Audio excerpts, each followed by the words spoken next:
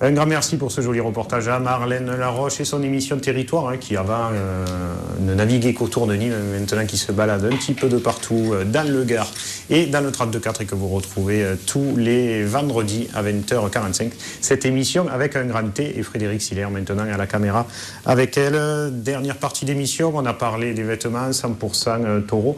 On n'a pas parlé d'une marque de Camargue et pourtant il y en a une qui fait référence et qui fait référence depuis des années. Il y a Mistral les Indiennes de Nîmes et il y a aussi Soleillade à Tarascon. C'est encore Marlène au travers de son émission Territoire qui était allée visiter la marque et surtout le musée Soleillade. Je vous laisse avec elle.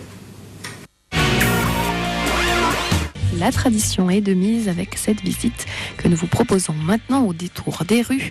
Nous entrons dans le musée Soleillado pour connaître l'histoire de ce tissu provençal, rencontre avec le maître des lieux et retour sur cette histoire emblématique de la ville.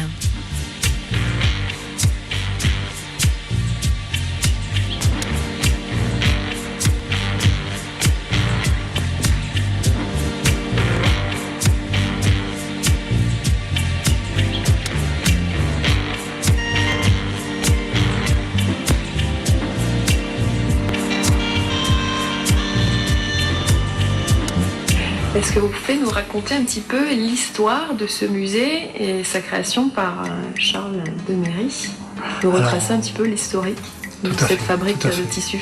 Ce qu'il faut savoir avant tout, c'est que Soleillado est le dernier indienneur de Provence et que les indienneurs sont nés au XVe siècle. En fait, c'était des tissus qui venaient des Indes, c'est pour ça qu'on appelait ça les indiennes, qui arrivaient au port de Marseille, qui à l'origine étaient utilisés pour faire les toiles à bateau.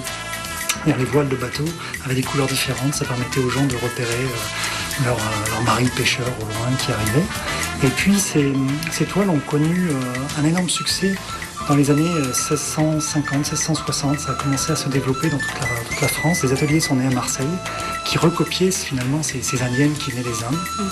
Et ça a connu un tel succès qu'à un moment donné, le roi de France, Louis XIV à l'époque, a décidé de les interdire parce qu'elles mettaient en danger les fabriques de soie lyonnaises, les fabriques de laine picarde, etc. C'est-à-dire les industriels du nord de la France voyaient cet ennemi économique qui arrivait, ce tissu qui arrivait de Provence et qui envahissait jusqu'à la cour du roi Louis XIV.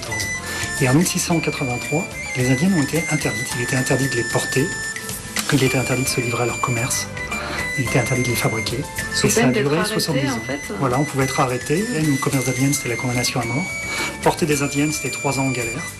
Donc on rigolait pas à l'époque avec ça, c'était vraiment du protectionnisme. Et les Marseillais, pour sauver un petit peu leur métier, sont d'abord allés s'installer à Avignon. Parce qu'Avignon dépendait du pape à l'époque et ça a permis de sauvegarder ce savoir-faire. Et puis plus tard, Marseille a pu renégocier le droit de fabriquer pour l'exportation, donc ça a repris à Marseille. Et puis 70 ans après cette interdiction, ça a été libéralisé en 1750. Et là, il y a eu 50 ans de mode. C'est-à-dire les indiennes se sont développées en toute la France. Il y a des manufactures à Jouy-en-Josas, des manufactures à Mulhouse. On le retrouvait partout, mais d'un savoir-faire qui était provençal. Et puis à partir du 19e siècle, avec la chute de la foire de Beaucaire, ça a diminué petit à petit, jusqu'à ce qu'il n'en reste qu'un. Et en 1916, il en restait qu'un, qui était ici, qui s'appelait la manufacture Jourdan, qui était née en 1806, qui est devenue ensuite la manufacture Véran. Puis en 1916, elle est reprise par le pharmacien de Beaucaire. C'est la dernière, il ne reste plus que 5 indienneurs. Et ce qu'on appelle un indienneur à l'époque, c'est quelqu'un qui imprime du tissu avec des tampons en bois. Alors pourquoi on avait démarré ça à Marseille? Tout simplement parce qu'on fabriquait des cartes à jouer. Donc on avait déjà un petit peu la technique, on savait imprimer de la même façon sur du papier et on a su le faire ensuite sur des tissus. Et puis sont nés des métiers. Alors il y avait le métier des graveurs, donc il y avait des compagnons du Tour de France qui inventaient des dessins, donc il y avait des tonnes de dessins. Il y avait le métier d'indienneur aussi. Et Soleillado est un peu l'héritier de tout ça, c'est-à-dire qu'au fur et à mesure, comme souvent chez les imprimeurs, quand il y en a un qui ferme, il donnait ou il vendait les moules restants à un indienneur survivant. Et au final, ça fait que Soleillado a récupéré les bois finalement de toute la Provence. Et ici, dans nos greniers, on a plus de 50 000 bois. Une belle collection. Des centaines de milliers de dessins. C'est vraiment toutes les racines de la Provence qui sont là. En fait, voilà, qui ont 2 siècles à 3 siècles d'âge. Et tout ce patrimoine, finalement, qui fait partie de nos racines provençales, eh bien, il y a un monsieur qui s'appelle Charles Deméry qui a repris l'entreprise à son oncle en 1937, qui a eu l'idée de lui donner un nom qui était Soleillado, il l'a donné en 1939. Et puis, sa grande invention, en 1947, on a juste après-guerre, il y a une dame assez connue dans le monde de la mode qui s'appelle Madame Vachon, qui est installée sur le port de Saint-Tropez, et qui vient le voir et qui lui dit « il faudrait me faire des robes, monsieur Deméry, il faudrait me faire des robes, je suis sûr que je les vendrai très très bien ». Et du coup, l'entreprise va devenir une entreprise de mode. Et alors ça va exploser au début des années 50. En 1952, ici, on compte près de 300 ouvriers qui travaillent à Soleillado, notamment un atelier de mode qui est à Avignon, il y a l'usine de Saint-Étienne-du-Grès, il y a aussi l'hôtel dans lequel vous vous trouvez, où se trouvent les imprimeurs à la main à l'époque qui sont installés ici. Le siège étant sur le boulevard de Tarascon au niveau de l'hôtel de Provence. C'était l'hôtel de Provence. Donc à Tarascon même, on fabriquait... À Tarascon même. Et c'était les derniers indienneurs. Et l'atelier d'indiennage, il va vivre encore jusqu'en 1977. Et puis ensuite, la mécanique, la modernisation aura raison de lui. Et la marque Soleillado, du métier d'indienneur pur, c'est-à-dire qui finalement faisait du tissu au mètre, elle va se transformer en marque de prêt-à-porter. Donc avec un grand succès dans les années 50, de nouveau très très connu à la fin des années 70 avec Chantal Thomas qui rejoint les équipes ici, qui va développer des robes de plus en plus complexes. Et la marque va monter à son firmament, qui est à la mort de Charles de Méry en 1986, qui laisse une entreprise très saine avec 2000 points de vente, ce qui est devenu le fleuron de la Provence et de l'art de vivre en Provence, parce qu'à l'époque, c'est une marque de prêt-à-porter très contemporaine, pas du tout traditionnelle. On utilise des dessins traditionnels, mais sur des coupes contemporaines. À l'époque, Chantal Thomas fait vraiment des produits extrêmement contemporains. Et puis, petit à petit, ce qui va se passer ensuite, les héritiers vont prendre d'autres voies, ils vont choisir d'être plutôt dans la décoration, ils vont moins renouveler les collections. Et du coup, l'entreprise va devenir de plus en plus traditionnelle, alors qu'à l'origine, elle était contemporaine. Donc aujourd'hui, on la remet sur les voies de la création, on rouvre des bureaux de style, on recrée énormément de nouveaux modèles, on la rend de nouveau accessible. C'est-à-dire elle est tournée vers les gens de Provence, elle habille les gens de Provence avec des chemises très sympas. Et puis, en même temps, elle est fière de ses racines. Et le musée, c'est l'expression des racines de Soleillado. C'est vraiment des collections que Soleillado a accumulées au fur et à mesure du temps. C'est pas un musée classique, on va dire, c'est plutôt une collection privée qu'on ouvre, dans laquelle il y a un petit peu de tout. C'est un petit musée art latin si on veut, mais c'est aussi un atelier d'indiennage, le vrai, tel qu'il était. Le jour où il s'est arrêté, on voit une partie des collections de bois qui sont présentes. Donc c'est un petit musée au centre de Tarascon, dans un environnement qu'on a voulu convivial, donc la cour Soleillado.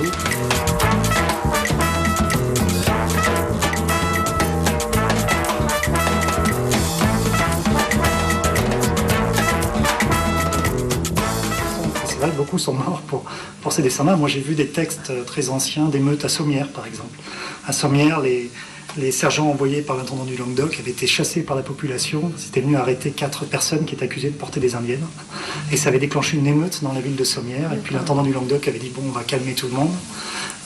Et on avait vu aussi il y a des textes qui reprennent les émeutes en 1730 à Aix-en-Provence aussi. Donc on voit que c'était un tissu auquel les gens tenaient. Alors pour des raisons économiques, parce qu'à l'époque c'était du coton, c'était pas très cher, c'était résistant, ça se lavait. Donc c'était aussi les débuts de l'histoire textile. Et puis en même temps, Paris l'avait interdit. Donc si Paris l'avait interdit, il fallait absolument le garder. Il fallait absolument le garder, le sauver contre ces Parisiens qui nous rappelaient que nous, la Provence, on était français depuis pas longtemps.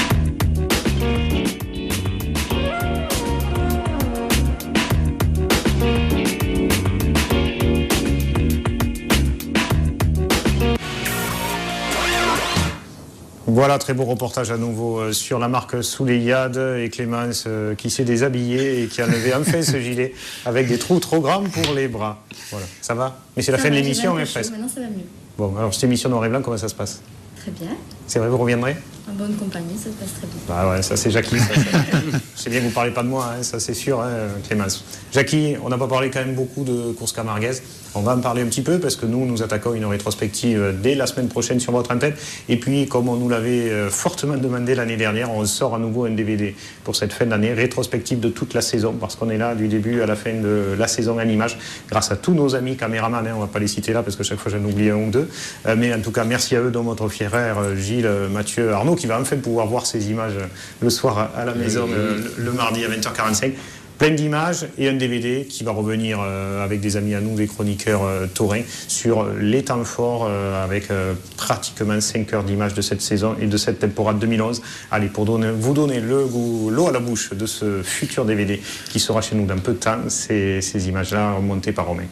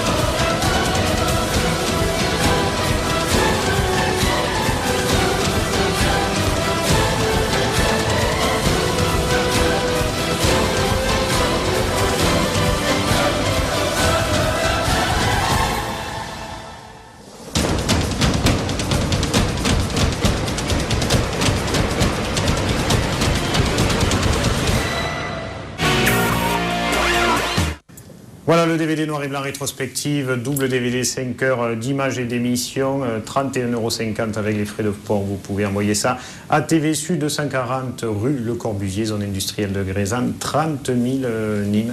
Chèque à Londres, bien sûr, de TV Sud. Mesdemoiselles, merci d'avoir éclairé magnifiquement le Noël de Jackie à Van-Leur. Merci d'avoir été là, toutes les deux. Jackie, merci. On se retrouve semaine prochaine pour le démarrage de cette rétrospective. Bonne fête à tous les trois. Bravo pour vos produits et l'initiative de bienfaisance vous concernant, Laura. Merci d'avoir été là. Merci à Jim qui était à la caméra. Nico qui a lâché son monde de la nuit pour officier avec nous. Alain à la réalisation. Et toutes celles et ceux que j'ai oubliés. Et le petit Romain, bien sûr. Mais on en a déjà parlé. À la semaine prochaine. Ciao, ciao. À bientôt.